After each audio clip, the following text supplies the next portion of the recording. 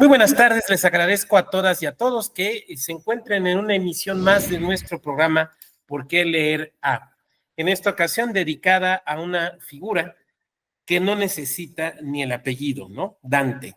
Lo sabemos, Dante Alighieri, pero cuando decimos Dante, todos sabemos a quiénes nos estamos refiriendo. Le agradezco mucho al profesor José María Cabrera que nos acompañe. Profesor, muchas gracias. Al contrario, es un placer. El profesor Cabrera Hernández es museógrafo del Museo de Arte de Querétaro, es profesor de Filosofía y Artes Plásticas en el CEDART de Limba, egresado de la Universidad Autónoma de Querétaro de la carrera de Filosofía. Profesor, pues te agradezco mucho que nos acompañes en esta ocasión para hablar, insisto, de esta figura, que es una figura, me parece, esencial. Daremos solamente un par de datos muy pequeños acerca de Dante. Bueno, Dante Alighieri, nacido en Florencia, Italia, muerto posteriormente en Rávena, ya en 1321, ya como un expatriado, ¿no? Como un expulsado de su tierra. Es uno de los grandes pensadores, escritores, intelectuales, si es que el término pudiera utilizarse, de la época medieval y de una época muy relevante para la historia de Occidente. Autor de distintos libros, desde luego todos recordamos La Comedia, pero también El Convivio, pero también otro que, por cierto, aquí tengo, que es El Tratado de la Monarquía. Un autor que se ha vuelto muy importante, sí, en la literatura, pero también en la filosofía, pero también en el derecho, también en muchas otras áreas. Entonces, profesor, pues, ¿qué podemos hablar acerca del origen, la formación, el mundo en el que nace y se desarrolla Dante Alighieri? Pues tenemos que tomar en cuenta que, como bien ha señalado, es una figura de la Edad Media, pero tenemos que entender que es un periodo especial de la Edad Media. Es ya el final de la Edad Media, lo que se conoce como la Baja Edad Media, y es un periodo muy peculiar porque por lo general se tiene la idea de que la Edad Media fue un periodo de oscurantismo, que fue un periodo de fanatismo, de represión, y vaya, obviamente mucho del pensamiento moderno tiene responsabilidad de esta visión negativa de la Edad Media.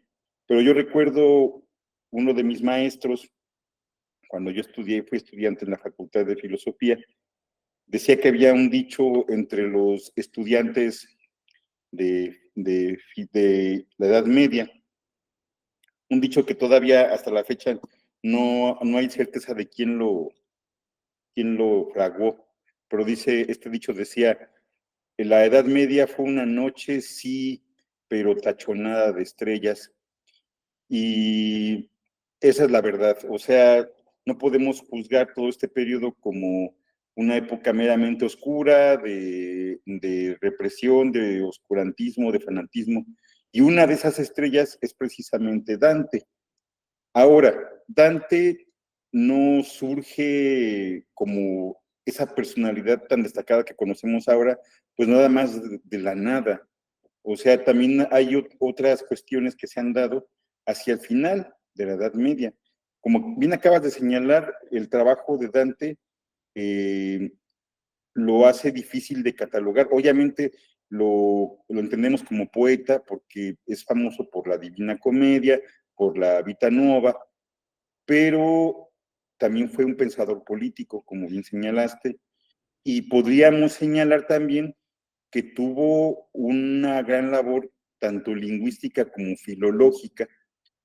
Entonces, él ya prefigura lo que va a ser uno de los ideales del Renacimiento, que es el Homo Universale, es decir, un individuo, un hombre o una persona que reúne en sí diversos talentos y que es capaz de desarrollar estos talentos de una manera suficiente, con la búsqueda de un conocimiento global, o sea, que no sea solamente un intelectual de una sola disciplina, sino que abarque más.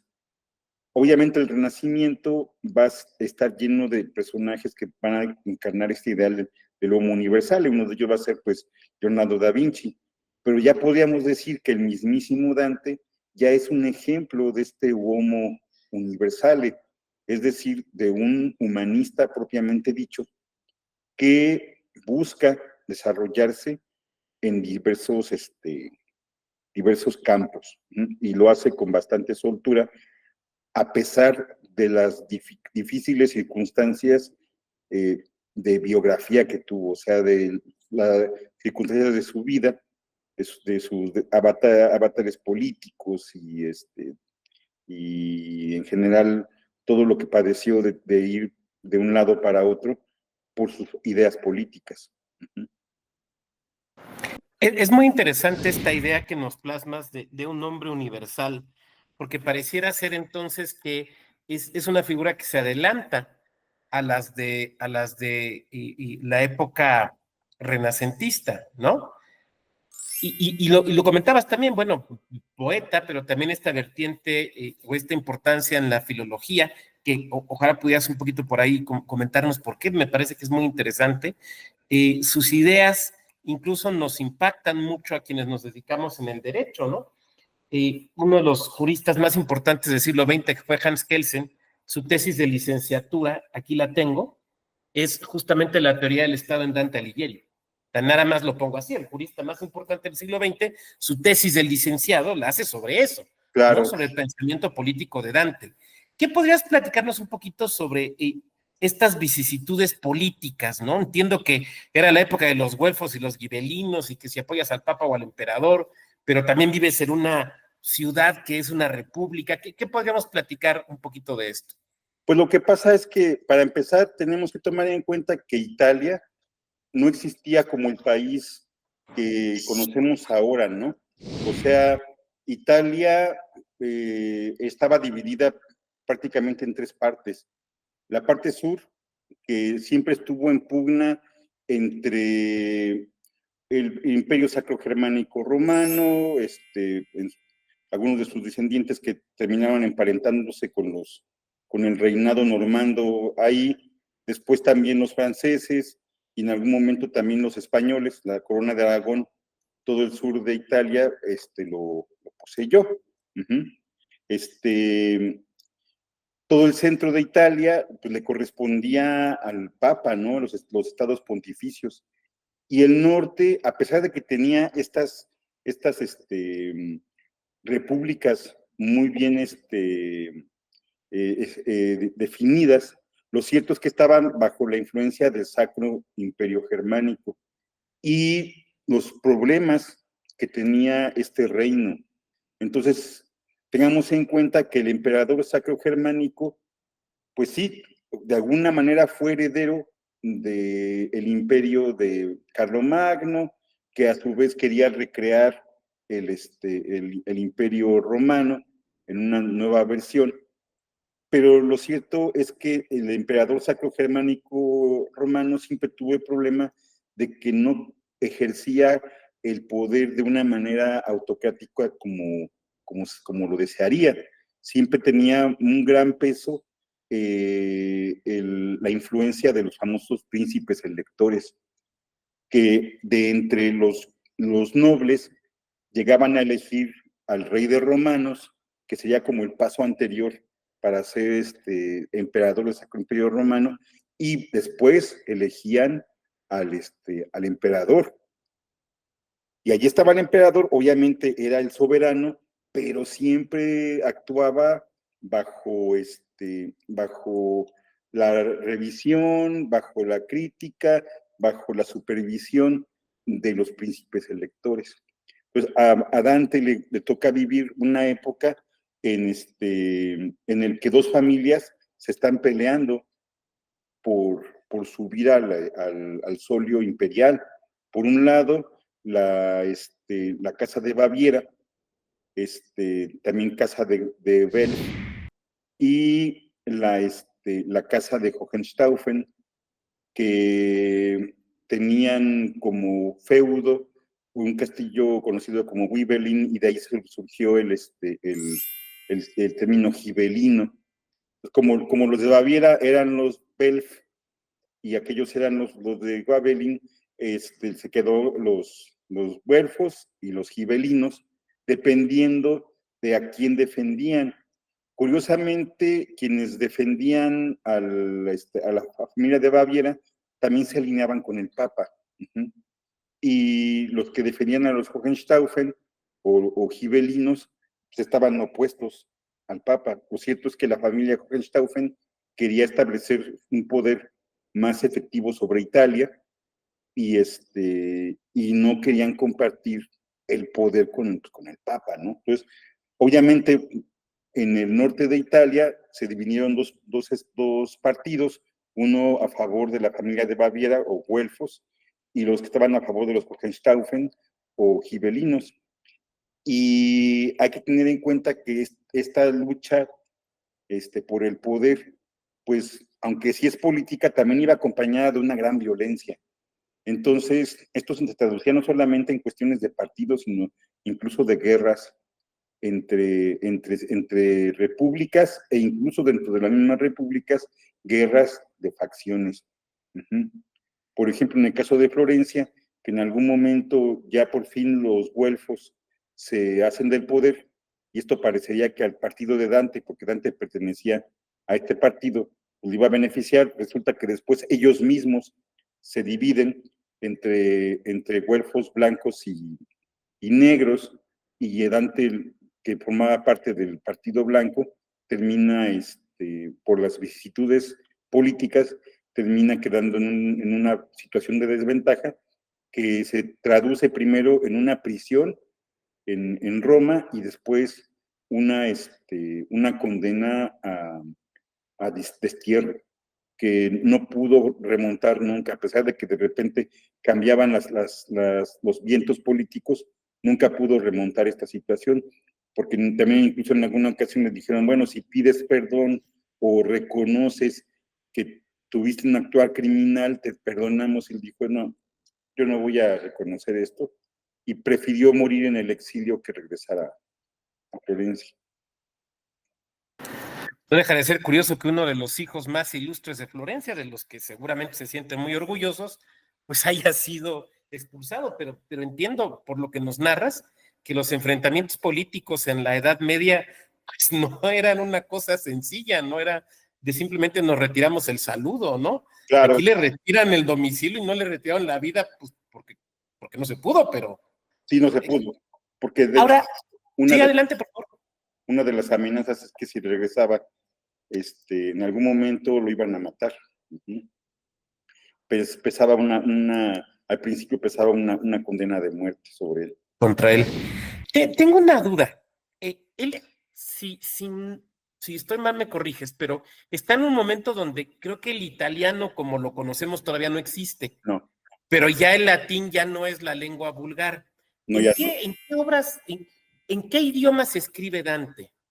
Hay que tener en cuenta que lo que llamaríamos un dialecto de lo que ahora llamaríamos italiano, eh, varios dialectos se hablaban en el norte de Italia, entonces teníamos el véneto, que se hablaba en la región de Venecia, el toscano en la región toscana y el umbro en la región de Umbría. Por ejemplo, Dante escribía en toscano y, por ejemplo, una obra anterior, de un personaje que es conocido más por nosotros como santo, pero también tiene su lugar dentro de las letras italianas, es a Francisco de Asís, y su cántico de las criaturas está compuesto en umbro, por ejemplo.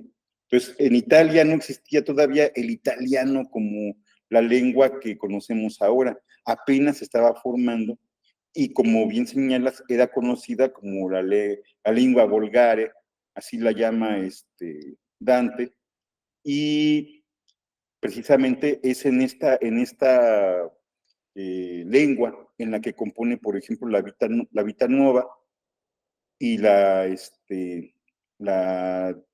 Divina Comedia. Me acuerdo una anécdota que cuenta José Vasconcelos sobre la Vita Nuova, cuando poco antes de la escena trágica, está el presidente Madero y Vasconcelos siempre lo defendía, y entonces van unos periodistas a entrevistarlo y le dicen que sí, que qué opina del libro que fulano escribió contra Madero y de las declaraciones de Perengano en tal periódico contra Madero y de lo que Perengano dijo de Madero, ¿no? Y Vasconcelos decía, miren ustedes, y señalaba, decía, un ejemplar en pergamino de la Vita Nova, que tenía ahí en su escritorio, si no he tenido tiempo de leer esto, voy a leer esas estupideces. Exacto, Oye, exacto, exacto. ¿y por qué deciden no escribir en latín? ¿O es que ya no se escribía en latín? No, de hecho, él vive en una época en la que, por decirlo así, para ser un poeta, pues considerado culto y en forma, tenías que escribir en latín.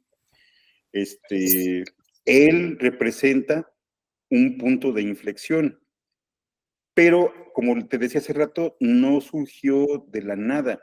Hay por lo menos dos movimientos anteriores importantes para entender la figura de Dante. Una de ellas es lo que se llamaba en provenzal el fins amor, y que después un literato francés en el siglo XIX, Gaston Paris, llamó lo amor courtois o amor cortés. Un movimiento poético que también conocemos como el movimiento de los trovadores, un movimiento poético que rompe con la tradición medieval de escribir en latín y compone cantos, canciones amorosas, canciones eróticas en la lengua pues vernácula, en este caso pues el provenzal. Tengamos en cuenta que el provenzal, que es una lengua, o occitano, que es una lengua que todavía se habla en el sur de Francia, era la lengua de toda la parte sur de Francia, a finales de la Edad Media, que era una parte que conoció una gran independencia. Una gran independencia y que precisamente por cuestiones como la aparición de los cátaros y algunas cuestiones de estrategias entre reinos, por ejemplo, el reino de Aragón, que tenía el rey Pedro el Cruel, tenía pues ya pretensiones y si se hubieran logrado, se hubiera convertido prácticamente él en el soberano de todo el mediodía francés. Se conjugó con este momento de gran independencia de la región, el surgimiento del movimiento cátaro, que era un movimiento considerado herético por la iglesia, pero también el surgimiento de esta cultura del amor cortés, que era un erotismo muy peculiar, en el que el hombre le rendía culto a la mujer, un culto que fue condenado por la iglesia porque prácticamente el amante convertía pues prácticamente en un ser sobrenatural a la amada, y todos se hacían cantos en la lengua vernácula, en este caso el occitano o provenzal. Este tipo de poesía tuvo su gran influencia sobre otras regiones, por ejemplo España, pero sobre todo en Italia. Entró todo un gusto por este tipo de poesía e influyó, por ejemplo, en la aparición de alguien como Francisco de Asís o San Francisco de Asís, con su cántico de las criaturas. Es un canto religioso, pero no es en latín.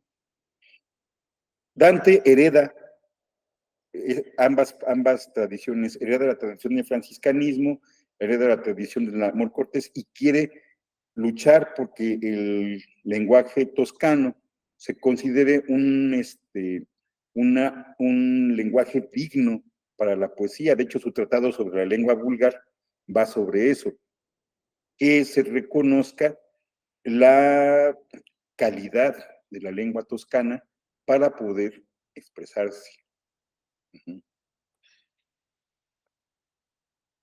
Nos dejas claro entonces que uno de los, no sé si sea adecuado decirlo así, de los objetivos, digamos, del trabajo de Dante era el reconocimiento del toscano como una lengua, digamos, de pleno derecho, pues, o sea, Sí. en pie de igualdad con otras, ¿no?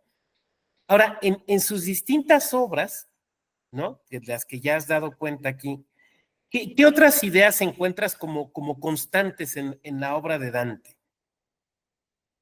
Constantes, pues para empezar, tengamos en cuenta que por ser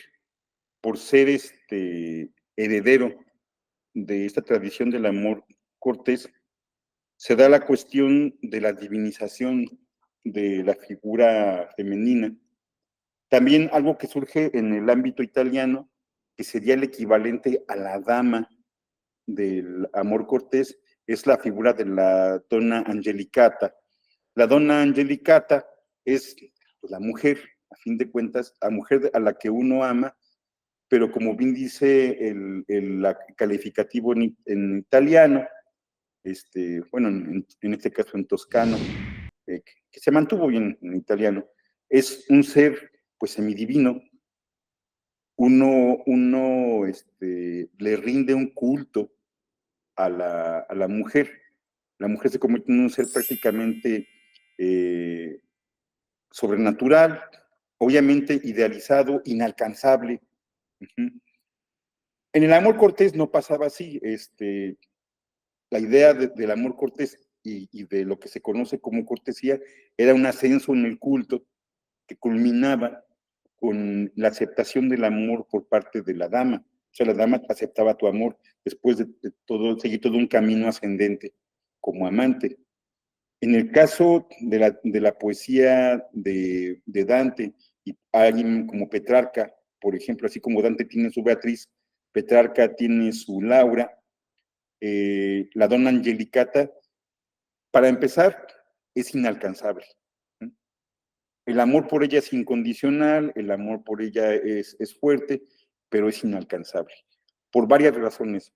Porque está comprometida con otro, porque es demasiado alta, porque está llena de todas las virtudes y todas las bellezas. Uh-huh. Entonces, el amor que empieza a sentir Dante desde una época muy temprana por Beatriz, que pues era más joven que él, pero esto empieza en la adolescencia de Dante y se va a mantener pues como una constante toda su vida, va a tener un influjo sobre su poesía, obviamente, y lo podemos ver en la Vita Nuova, que pues es a fin de cuentas es una publicación sui, es decir, un mostrarse a sí mismo, y después la Divina Comedia, en la que vuelve a aparecer Beatriz, pero ya no es el personaje único. La Divina Comedia reviste una visión más amplia. Uh-huh. Entonces, si podríamos decir el amor, la presencia de la donna Angelicata, y ya en su época de madurez con la Divina Comedia, también una visión sobre la historia y una visión sobre su desenvolvimiento político. Para la filosofía en general, pero también para la filosofía de la historia, para la filosofía política, ¿por qué es importante Dante? Pues porque inicia un camino que va a encontrar su madurez con la figura de Maquiavelo, ¿sí? La figura de el ciudadano y sobre todo del intelectual ciudadano que hace un análisis crítico sobre la política, sobre los entramados de la praxis política, y se anima a publicar una obra en la que expone esta perspectiva dada por un ciudadano dedicado a la praxis política. Entonces, es que Dante es maravilloso porque no solamente hereda, por ejemplo, este impulso del amor cortés, este impulso del franciscanismo, poético, sino que también es precursor él mismo de una vuelta del filósofo o el pensador político independiente en la cultura occidental. La política, toda la cuestión de la reflexión durante toda la Alta Edad Media, pues estuvo en manos pues, de la Iglesia, de sus filósofos, incluso Tomás de Aquino, que es un poquito anterior a Dante, no por mucho, es un poquito anterior, todavía representa este pensamiento oficial político, que hay un pensamiento político muy claro en Tomás. Dante representa otra vez la vuelta del filósofo civil, ya que había estado presente, por ejemplo, en el trabajo de Aristóteles. Aristóteles fue un filósofo civil que llevó a cabo una reflexión sobre la naturaleza de la política.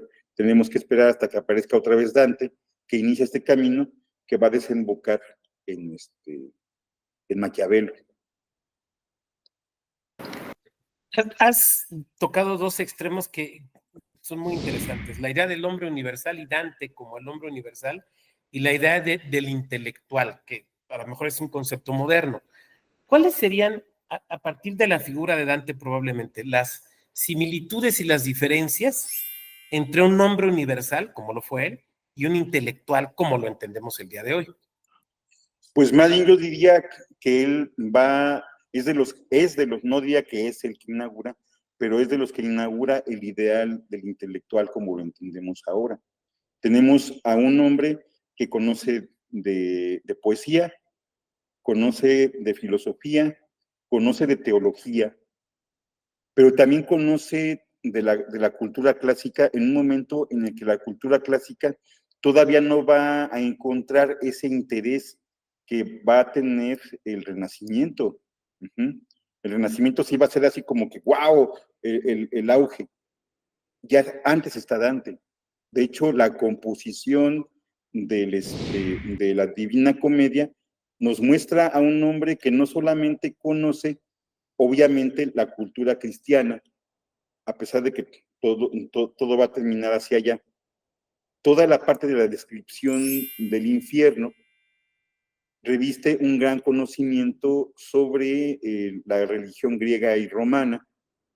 Incluso es interesantísima la obra de Dante porque ya era famosa en la antigüedad la forma de la catábasis.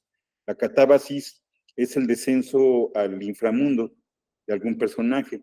Se cuenta que existió una catábasis, quizá la más antigua de todas, fue la catábasis de Pitágoras, en la cual bajaba al inframundo y mantenía un diálogo con sabios de una época anterior. Hay una pequeña catábasis en la Odisea. Odiseo va hace una especie de viaje místico al Hades y ahí se encuentra con las sombras de varios personajes participantes en la guerra de Troya. Uh-huh. Entonces, la catábasis, pues nada más es la bajada al inframundo, y tengamos en cuenta que la noción del inframundo en la religión griega y romana, pues es que era un lugar que no era ni de premios ni de castigos. En el inframundo solamente eran castigados aquellos que habían ofendido de alguna manera muy seria a los dioses, pero en general la gente solamente estaba ahí y no había esperanza alguna de, de premios o castigos, ¿no? Cambia la situación con el cristianismo porque lo que hace Dante es hacer todo un recorrido de catábasis, o sea, de descenso y de repente de ascenso, para poder ascender. Entonces ya emplea la doctrina cristiana. Entonces se muestra un gran conocedor no solamente de la religión y la cultura griega y romana, sino también un gran conocedor de la teología católica, del aristotelismo de Tomás, y también, obviamente, una visión religiosa muy audaz, porque si ha existido la Inquisición, o ha estado un poco más activa, ya ni siquiera existía, pero ha estado un poco más activa en donde estaba él, quizá le hubiera ido mal, porque a fin de cuentas es un ascenso individual. Entonces, también nos lo muestra conocedor de la teología mística. Entonces, tenemos a un hombre que conoce de todo, poesía, historia, política,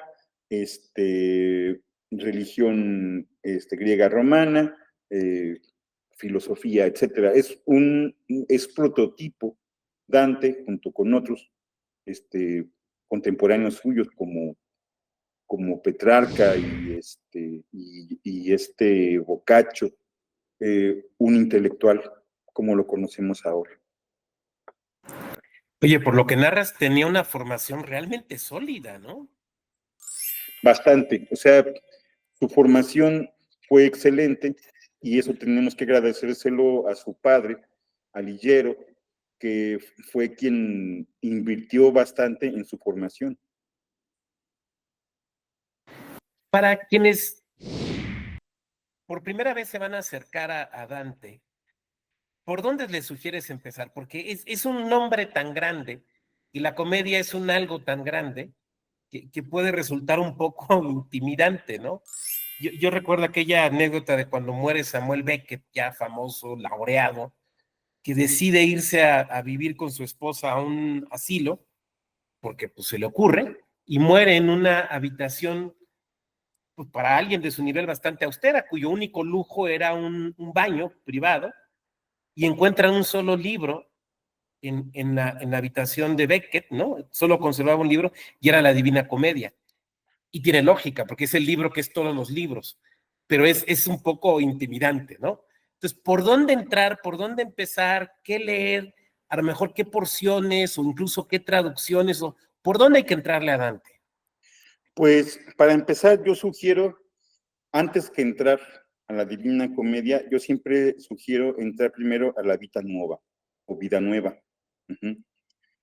Son cantos pequeños, son una colección de poemas de diversos momentos de la juventud y ya un poquito casi entrando a la madurez de Dante, muy sentidos, muy cercanos, breves. Incluso ahí nos vamos a dar cuenta del impacto que tuvo sobre él la muerte temprana de Beatriz. Y también, cierto, hay que señalarlo, los amores que tuvo por otras mujeres. Obviamente, es lógico, ¿no? O sea, estás enamorado de alguien y por ti sabes que es imposible este amor. Quizás es el intento de, pues, voy a buscar por otro lado, ¿no? Y sí hace el intento, incluso hay poemas para otras mujeres, pero te das cuenta de la lucha interna y que no logra las cotas que él logra cuando se inspira en Beatriz, ¿no? Entonces, la Vita Nuova es muy cercana, los cantos son cortos, también tengamos en cuenta que lo que tienen en común el amor cortés, el franciscanismo y Dante y Petrarca también, lo que tienen en común es el lirismo. El lirismo es esta cuestión de la expresión personal sentida. Uh-huh. Pues obviamente esto siempre es atractivo para la gente, cuando uno narra lo que le pasa, cuando uno narra lo que siente, uh-huh, la gente pone un poco más de atención, ¿sí? Porque se siente identificada y siente más cercanía. Uh-huh. Entonces yo siempre recomiendo leer primero la Vita Nuova y ya después la Divina Comedia, que también esto habla mucho de nuestra época, que la gente se sienta intimidada porque estamos acostumbrados, o más bien mal acostumbrados, a la brevedad y deberíamos irnos acostumbrando poco a poco más a la amplitud. para leer la Divina Comedia se requiere precisamente de esta amplitud, porque tengamos en cuenta de que este poema es complejo porque trata muchos temas. Tiene de todo, tiene historia, tiene política, tiene las personales vendetas que cumplimenta eh, Dante sobre sus enemigos, poniéndolos en el infierno, en el purgatorio, etcétera. El problema de no haber podido satisfacer su amor con Beatriz, de alguna manera cualquiera que haya sentido esto, todos en algún momento hemos sentido esta situación de que pues amas a alguien y es algo imposible, lo difícil que es soltar ese amor imposible, tienes que hacer algo, ¿no? Entonces, afrontado de alguna manera para pues, tratar de superarlo, aunque esa idea no me gusta, la palabra superación, pero sí tienes que hacer algo con ello. Entonces, Dante lo hace también a través de este poema, pero no nada más es eso, incluso presume de un gran conocimiento, obviamente, de su época, un gran conocimiento astronómico, ¿no? Entonces hay que leerse con esa reserva, pero si para no enfrentarse con esto de primera instancia, les recomiendo bastante La Vita Nuova. Una última pregunta que le hacemos siempre a todos los y las entrevistadas y entrevistados. ¿Tú cómo llegaste a Dante? Mira, yo llegué a Dante primero gracias a mi papá. Mi papá siempre ha sido, hasta la fecha, ha sido un gran coleccionista de libros, pero lo fue más cuando en su juventud, y lo fue más en su juventud, y compraba buenos libros y buenas ediciones. Entonces, yo recuerdo que mi primer acercamiento con Dante, pues fue en la infancia, pero fue visual. O sea, no creas que, de niño me puse a leer la Divina Comedia. De hecho, mi abuelita, una vez que dije, es que yo quiero leer ese libro, me dijo, no, es que ese libro no es para niños. Eso me dijo mi abuelita. Eh, este libro de mi papá traía en la portada esta famosa ilustración donde sale Dante sosteniendo el libro de la Divina Comedia y la mitad del libro emite luz en la iconografía medieval, que un libro esté abierto y emita luz, quiere decir que es un libro inspirado por la divinidad. De hecho, los cuadros que representan a Tomás de Aquino abriendo la Suma Teológica, todo el libro emite luz. En el caso de él, no solamente la mitad, porque solamente una parte del libro se refiere a las realidades divinas, otra parte es totalmente terreno. Y aparte habla del infierno, habla del purgatorio, y sí, él está parado a la mitad de una especie de camino, como dice el poema, que la mitad del camino de su vida se encontró por una selva oscura. Entonces, del lado derecho se alcanza a ver el infierno, y luego atrás de él el purgatorio, y del lado izquierdo se ve la ciudad de Florencia. Entonces, el gesto adusto de Dante, la visión del infierno, la visión del purgatorio, a mí de niño me causaron mucha impresión. Dije, ¿esto qué es? Yo leí la Divina Comedia hasta que entré yo a la secundaria, en un momento muy difícil para mí. Pues la adolescencia es difícil siempre. Y luego más yo que no me llevaba con nadie. No me llevaba ni con los pesados, ni me llevaba con los inteligentes, ni con los fresas, ni con los bandas, con nadie me llevaba. Yo tenía problemas con todo. Pero aparte estaba enamorado de una muchachita, precisamente muy rubia, ella, y estaba bonita. Y obviamente era un amor imposible, ¿no? Y yo empecé a leer eso, leí la Divina Comedia, también leí El Cantar del Mio Cid, otras cosas más, leí los cuentos de Boccaccio, porque pasaba mucho tiempo solo leyendo.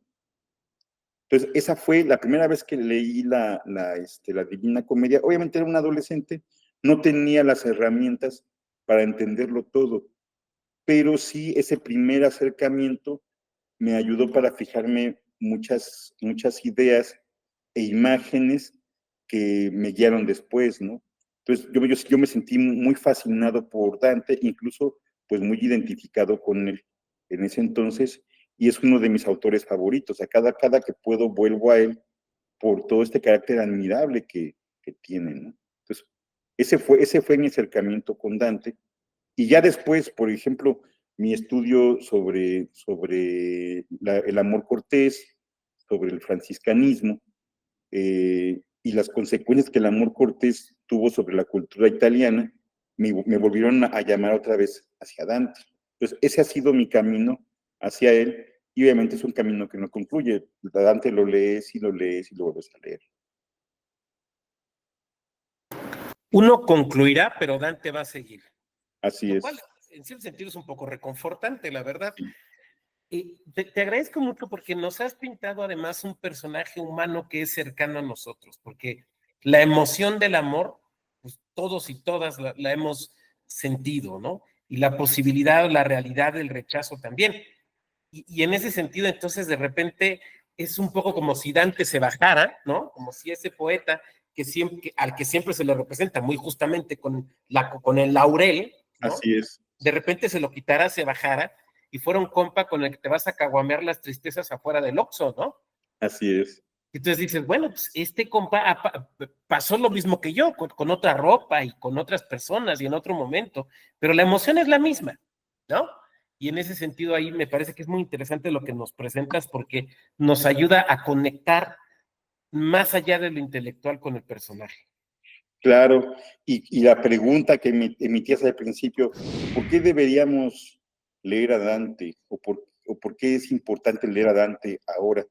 Pues porque es precisamente en Dante, como no nada más en él, sino en Dante y en su época, surge la modernidad y surge la idea, poco a poco va surgiendo, el que tenemos ahora de la expresión personal, la importancia del individuo, la experiencia, el lirismo. Por eso es importante Dante, porque así podemos regresar a uno de nuestros orígenes. Dante es pertinente hoy más que nunca porque está precisamente a la base del surgimiento del individuo. Curiosamente, para ser un homo universale, tienes que ser primero un homo singulare, es decir, un individuo que se expresa y lucha por el alcance de sus objetivos. Esta parte me parece muy interesante porque, pues, no lo había pensado, sí, pero ahí inicia este camino que seguimos recorriendo. Estimado, pues te agradezco mucho la oportunidad de grabar este programa a nombre, desde luego, de la Escuela Judicial Electoral y del Tribunal Electoral. Te lo estimo mucho y desde luego a nuestro auditorio les agradezco que hayan estado presentes en una emisión más de Por qué leer A, en esta ocasión dedicada a Dante. Muchas gracias. Gracias.